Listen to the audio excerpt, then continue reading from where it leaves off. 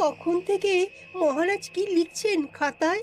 মনে হচ্ছে সকাল থেকে চিন্তা ওনার মাথায়। হ্যাঁ, তাই মনে হচ্ছে। আমাদের সাথে কোনো কথাই বলছেন না, শুধু লিখে চলেছেন। একজন মানুষ মনোযোগ দিয়ে কাজ করছেন আর তোমরা ক্রমাগত বকে চলেছো। না, আসলে মহারাজ কি কারণে চিন্তিত সেটা জানতে না পারলে আমাদেরও চিন্তা হয় বই কি। হুম অর্থ বুঝলে, অর্থ। রাজকোষের অবস্থা খুবই খারাপ, আর সামনেই তো শিবরাত্রি পুজো। কিভাবে যে কি হবে কিছুই বুঝতে পারছি না। মহারাজ, এরকম হলে এবারে কিভাবে পুজো হবে? শিবরাত্রির পুজোয় তো অনেক খরচ। এত লোকজন আসেন, তাদের জন্য ভোগের প্রসাদের ব্যবস্থা করা তো মুখের কথা নয়। এবার তোমাদের সবাইকে দায়িত্ব নিতে হবে। আমরা সবাই। কি দায়িত্ব মহারাজ? আমি গতকাল তোমাদের রানীমার সাথে এই ব্যাপারে কথা বলেছি। রানীমা কি বললেন মহারাজ? দেখো, তোমরা সব সভাসদেরা যদি মুক্ত হস্তে দান করো, আর রাজকোষ থেকেও যতটা সম্ভব অর্থ সাহায্য দিয়ে এবারে পুজো এবং ভোগের আয়োজন তাহলে সুসম্পন্ন করা যাবে। দানের চেয়ে বড় পুণ্যকর্ম আর কি আছে? যে সভাসদ সবচেয়ে বেশি দান করবে তাকে পরে কিছু অর্থ সাম্মানিক হিসেবে দেওয়া হবে। আচ্ছা মহারাজ। তাহলে আজ রাজসভার আলোচনা এইটুকুই রইল, বাকি কথা পরে হবে। বলি গিন্নি, আমি খুব সমস্যার মধ্যে আছি বুঝলে। হ্যাঁ, তোমার তো অর্থের টান ধরলেই আমার কথা মনে পড়ে গো। কি করে বুঝলে? বাবা, বুঝবো না? এতদিন ধরে তোমার সাথে সংসার করছি, তাও বুঝবো না? আমি কি আজকাল আর তোমার কাছে চাই বলো? আমার মা আমার নাম রেখেছিল পার্বতী, আর বলেছিল দেখিস তুই ভগবান শিবের মতন বর পাবি। তোমাকে পেয়েছি, কিন্তু সাথে পেয়েছি অভাব। হ্যাঁ, সে যতই অভাব হোক, মন্ত্রী মশাইয়ের মতো স্বভাব তো নষ্ট করিনি গিন্নি। সেই জন্যেই তো তোমার সংসারে পড়ে আছি গো, নইলে কবে এই চাল চুলোহীন সংসার ছেড়ে চলে যেতুম। হ্যাঁ, বলছি শোনো না, ওই কিছু মোহরের খুব দরকার। এবার মন্দিরে শিবরাত্রির পুজো হবে, কিন্তু মহারাজ তেমন খরচ করতে পারবেন না। তাই তাই কি? তাই আমাদের সব সভাসদদের বলেছেন দান করবার জন্য। এই দেখো, আমার যা গয়নাগাটি ছিল সবই তো বন্ধক রাখা আছে, নইলে বলতাম। আরে বাবা, সে তো জানি, কিন্তু আর কোনো উপায় নেই। কি বলি বলো তো? দেখি কি করা যায়। আরে বাবা রে বাবা, এত চিন্তা ভাবনা না করে বাবা মহাদেবের ওপর ভরসা রাখো গো, উনি কোনো একটা পথ দেখাবেন। দেখো, দেখা যাক গিন্নি, উনি এখন আমার আশা ভরসা।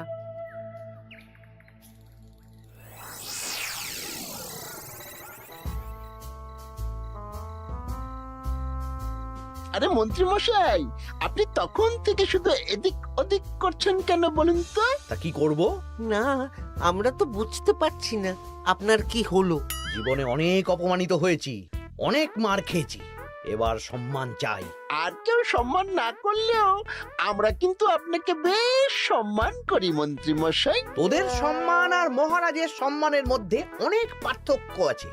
না, ওই ছোট মুখে বড় কথা বলছি মন্ত্রী মশাই, ক্ষমা করবেন। হ্যাঁ, মহারাজ আপনাকে কেন সম্মান করবেন?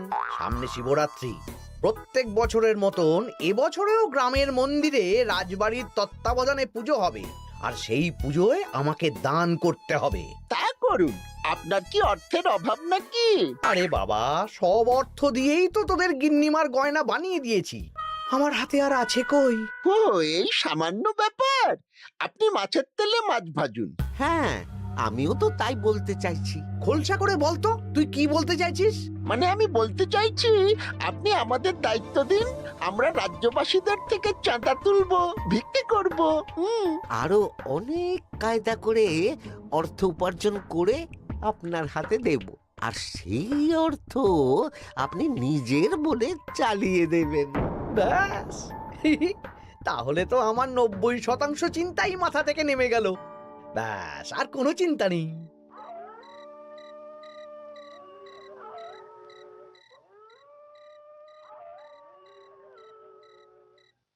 কি গো, এত রাত হয়ে গেল, এখনো ঘুমোচ্ছ না কেন বলো তো? হ্যাঁ, খুব চিন্তা হচ্ছে গো গিন্নি, এখনো বুঝে উঠতে পারিনি যে কি করে দান করব। শুধু অর্থদানই কি দান নাকি গো? শিব ঠাকুর তো আমাদের প্রত্যেকের মধ্যেই রয়েছেন গো। হ্যাঁ, তা তো তিনি আছেন। তুমি বরং ভক্তদের সহযোগিতা করো। পুজোর দিন ভক্তরা দূর থেকে যাতে মন্দিরে আসতে পারে সেই ব্যবস্থা করো। মন্দির প্রাঙ্গণ পরিষ্কার পরিচ্ছন্ন রাখো। হ্যাঁ, ঠিক বলেছো গিন্নি, এটা তুমি ঠিক বলেছো।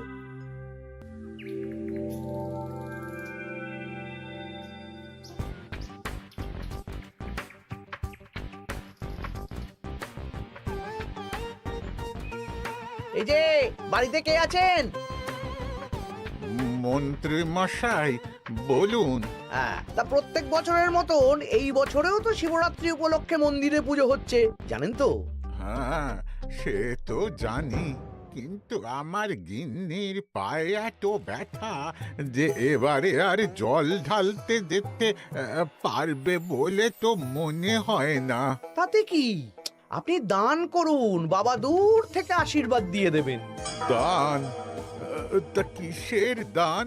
এত ধুমধাম করে পুজো হবে, তার দান।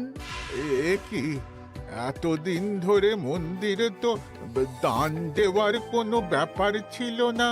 এবার আছে। দান করা সবচেয়ে বড় ধর্ম। হ্যাঁ, আমরা বুড়ো বুড়ি খুব অল্প অর্থে সংসার চালাই।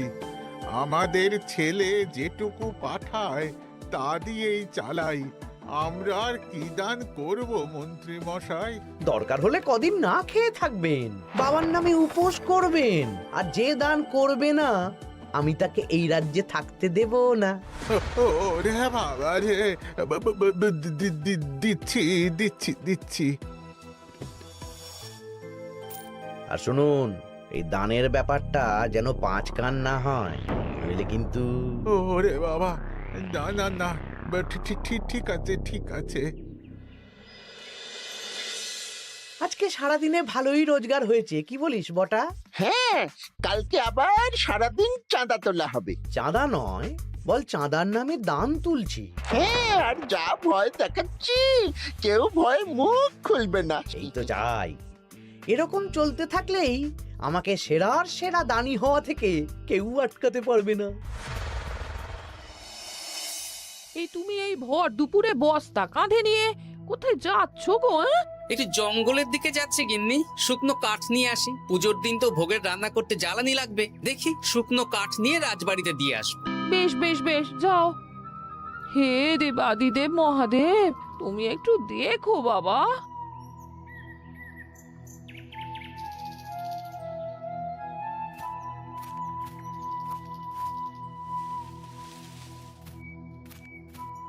আরে আরে, নগেন খুঁড়ো না, এই সময় কাঠ কুড়োচ্ছ কেন?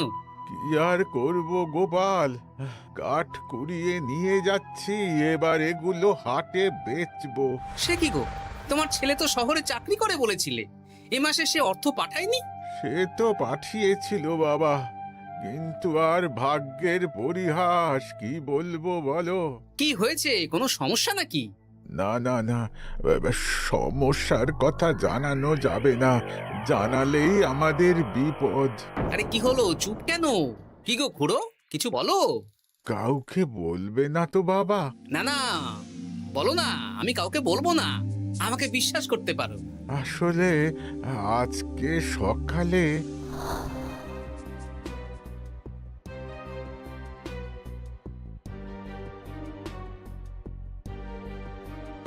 হ্যাঁ, মন্ত্রী মশাই? হ্যাঁ, শুধু আমাদের বাড়ি থেকে না, গ্রামের সব বাড়ি থেকে তুলেছে। ঠিক আছে খুড়ো, তুমি নিশ্চিন্তে থাকো। আর আমার চিন্তার শেষ নেই।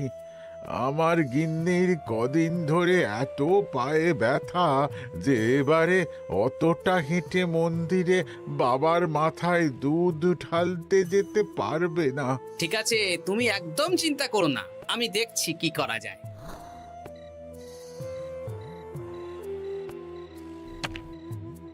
প্রহরী, এটা ভাড়ার ঘরে রেখে দিয়ে এসো। বলো গোপাল দিয়েছে, ভোগ রান্নার সময় জ্বালানি লাগবে তো, তাই এই কাঠ দিয়ে গেলাম। আচ্ছা গোপাল দাদা।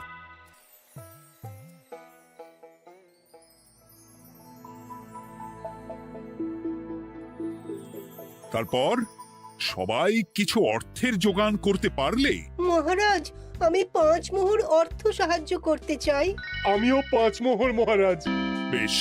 গোপাল, মহারাজ, এখন আমার হাত একদম খালি, তাই আমি অন্যভাবে সহযোগিতা করার চেষ্টা করছি। কিরকম? এই তো গতকাল আমি 1 বস্তা কাঠ দিয়ে গিয়েছি, আজকে আরো দেব। তারপর আগামীকাল মন্দির চত্বর পরিষ্কার করব, আগাছা পরিষ্কার করব, পুজোর দিন ভিড় সামলাবো, যারা দূর থেকে আসবে তাদের একটা গরুর গাড়ি করে নিয়ে আসবো। আচ্ছা, বেশ বেশ, কর। মন্ত্রী, মহারাজ এই নিন, এতে 200 মোহর আছে। আমি আরো দান করব, আপনি কোনো চিন্তা করবেন না মহারাজ। বাহ বাহ বাহ বাহ বাহ, এ তো বিশাল ব্যাপার।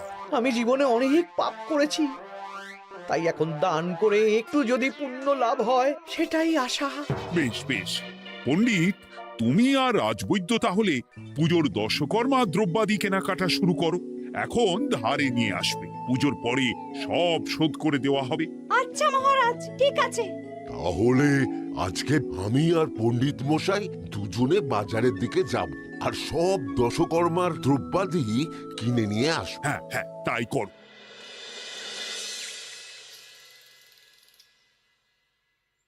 এই ঘটা পুঁটির বাবা একটা কানা করিও চাঁদা দেয়নি। হ্যাঁ, আমার মাথায় একটা বুদ্ধি আছে। কি বুদ্ধি?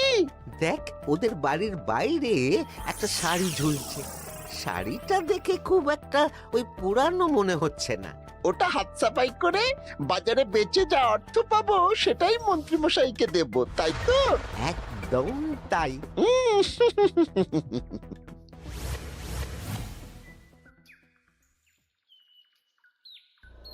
হাই পুটি, দেখ তোদের বাড়ি থেকে বটা ঘটা কাকা শাড়ি চুরি করছে।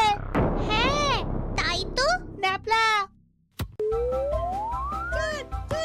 ওরে বাবা রে, মরে গেলাম রে, ওরে মরে গেলাম। পালাও পালাও পালাও, ওরে বাবা। এই কি হয়েছে রে? চিৎকার করছিস কেন? আর বটা ওভাবে পালালো কেন? এই বটা ঘটা কাকা ওই পুটির মায়ের শাড়ি চুরি করে পালাচ্ছিল, আমরা ধরে ফেলেছি। সাব্বাস, এই তো চাই। তার মানে মন্ত্রী মশাই এখন দান করার জন্য চুরিও করাচ্ছে। বাহ! কি ভাবছো গোপাল দাদা? না, কিছু না। আচ্ছা পুটির বাবা, তোমাদের বাড়ি মন্ত্রী মশাই চাঁদা তুলতে আসেননি? এসেছিলেন তো, কিন্তু আমি বলে দিয়েছি আমি পারবো না। নিজেদের বীজ ধান কেনার অর্থ নেই, চাঁদা দেবো কি করে? আচ্ছা, এই ব্যাপার, এবার বুঝতে পেরেছি। অনেক ভয় দেখালেন, চমকালেন, কিন্তু কিচ্ছু দিইনি। তাই বটা ঘটা চুরি করতে এসেছিল, বুঝেছি। বেশ, এই সাবধানে থেকো। কিভাবে যে সংসার চালাবো? শোনো পুটির বাবা, তুমি এক কাজ করো। বলো। জঙ্গলে অনেক ধুত্র গাছ, আকন্দ গাছ আছে। তুমি পুজোর দিন সকাল থেকে মন্দিরের কাছে একটা ফুল মালা বেলপাতার দোকান দাও। এটা ভালো বুদ্ধি দিয়েছো। আমি তো এখন মন্দির প্রাঙ্গণ সাফ সাফাই করতে যাচ্ছি, আমি বরং কাজের ফাঁকে তোমার জন্য একটা ছাউনি দিয়ে মন্দিরের কাছে দোকান বানিয়ে দেব। তাহলে তো খুবই ভালো হয়। এই পুটি, তোরাও আমার সাথে চল, হাতে হাতে সাহায্য করবি। চল চল চল। চলো গোপাল দাদু।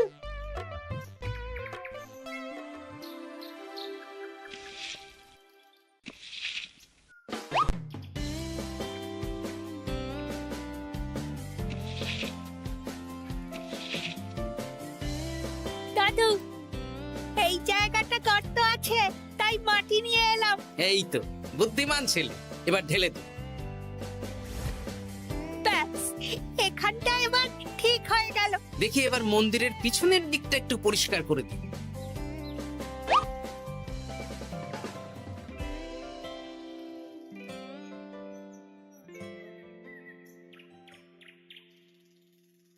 জয় মহাদেব। কি কিসের আওয়াজ হলো? হ্যাঁ দাদু, কিরকম একটা টং করে আওয়াজ হলো। দেখি তো। আরে বাবা, এটা ঘোড়া মনে হচ্ছে। হ্যাঁ তাই তো মনে হচ্ছে। জয় মহাদেব। বের করো বের করো। এই তো।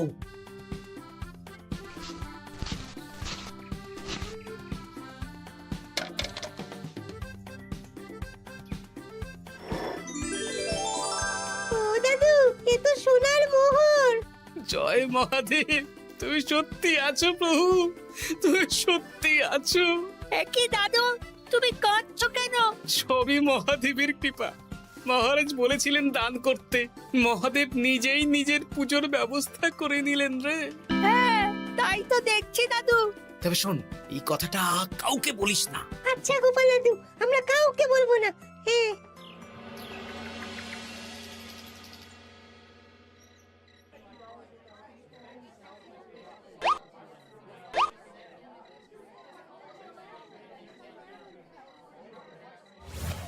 এবার আগামীকাল পুজো।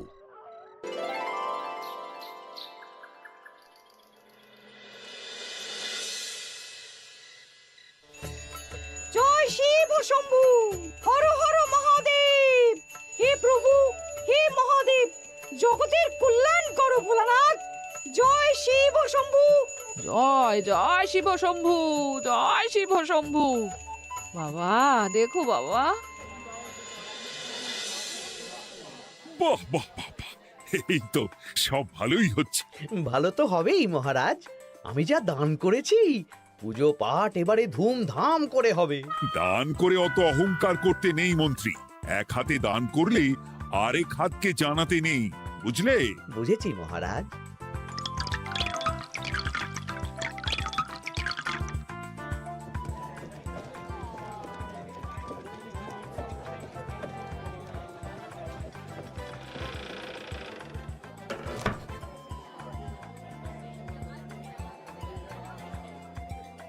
আসুন খুড়িমা, আপনি আসুন।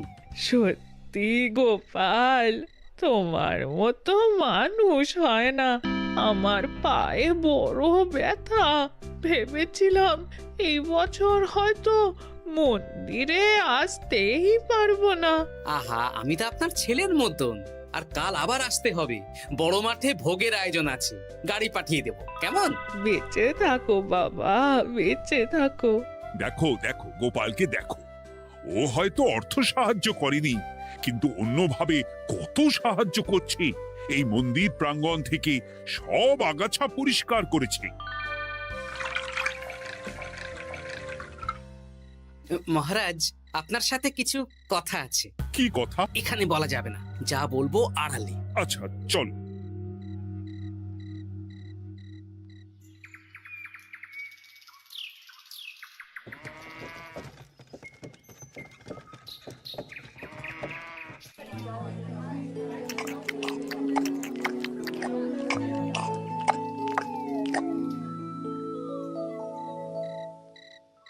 আজ সান্ধ্য সভায় সবাইকে আমি ডাকলাম, তার একটাই কারণ। কি কারণ মহারাজ? কি বলবেন আজ? গতকাল শিবরাত্রির পুজো আর আজ বেলার পুজোর ভোগ গ্রহণ পর্ব বেশ ভালোভাবেই সুসম্পন্ন হলো। এতে আমি খুব খুশি ও শান্তি পেয়েছি। তাই মহারাজ আমাকে সম্মান প্রদান করবেন, তাই তো? আমার মনে হয় আমি সবচেয়ে বেশি দান করেছি। না, তুমি তো কোনো নিঃস্বার্থ দানই করনি। মানে আমি যে কত মোহর দিলাম। ওগুলো তো লোকজনকে ভয় দেখিয়ে দানের নামে চাঁদা তুলে দিয়েছো। সেরেছে, সব জেনে গেছেন। হ্যাঁ, সেই জন্য সম্মান নয়, তোমাকে শাস্তি দেওয়া হবে। ওরে বাবা রে, ভুল হয়ে গেছে, ভুল হয়ে গেছে। ক্ষমা করুন মহারাজ, ক্ষমা করুন। এসব ক্ষমার অযোগ্য ভুল। যাই হোক, মহাদেবের কৃপায় মহাদেবের পুজো হয়েছে। তুমি যে অর্থ লোকজনের কাছ থেকে তুলেছিলে সেটা লোকজনের মধ্যেই বিলিয়ে দেওয়া হবে। তাহলে পুজোয় যা খরচ হলো তার বকেয়া কিভাবে মেটাবেন? সেটার ব্যবস্থা তো স্বয়ং মহাদেব করেছেন মন্ত্রী মশাই। হ্যাঁ, মহাদেব কিভাবে? আমি একদিন বিকেল বেলা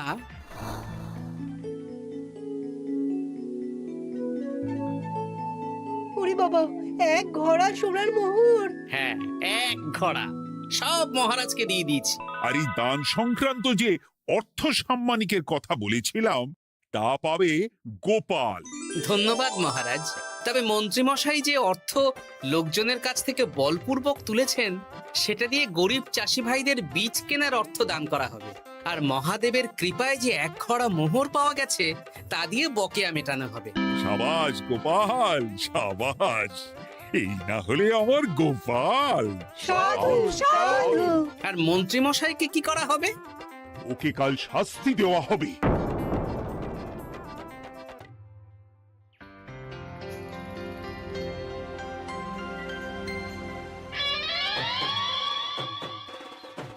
ও মহাদেব, ও শিব ঠাকুর, আমাকে ক্ষমা করে দিন, ক্ষমা করে দিন আমাকে। ওসব না বলে একবার কান ধরে উঠবস করুন আর একবার করে বলুন জয় মহাদেবের জয়।